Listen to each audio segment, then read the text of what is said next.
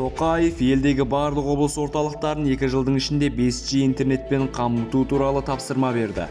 Ассалаумағалейкум құрметті тыңдаушылар, күннің соңғы жаңалықтарынан хабардар болу үшін каналымызға жазылуды ұмытпаңыздар және қолдау ретінде лайк баса кетіп достарымызбен бөлісейік. Мемлекет басшысы үкіметке 2025 жылдың соңына дейін барлық облыс орталығын ұялы байланыстың жаңа буынымен қамтуды тапсырды. Бұл туралы Қасым-Жомарт Тоқаев Digital Bridge 2023 халықаралық технологиялық форумында айтты деп хабарлайды Ақорда Телеграмдағы ресми арнасында.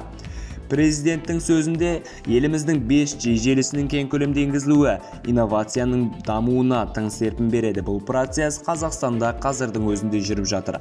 2027 жылға дейін барлық облыс орталығында ұялы байланыстың жаңа буынымен қамту міндеті бұған дейін жүктелген болатын. Алайда технологияның қарыштап даму жағдайында біздер де қарқынды арттыруымыз керек.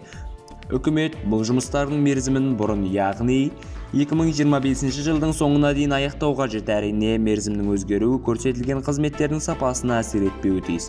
Бұдан бөлек мақсатқа жету үшін төмендегі орбиталдық спутник жүйесінің мүмкіндіктерін пайдалана отырып, шалғай аудан тұрғындарын интернетпен қамтамасыз ету маңызды, дейді Қасым-Жомарт Тоқаев. Мемлекет басшысының айтуынша, үкімет бұл мәселені жан-жақты пысықтауы керек. Қажет болған жағдайда заңнамаға өзгерістер енгізілуге болады. Айта кетейік, осы форумда президент үкіметке 2 жыл ішінде жасанды интеллектіге маманданған дата орталықтардың құрылысын жүргізуді тапсырды.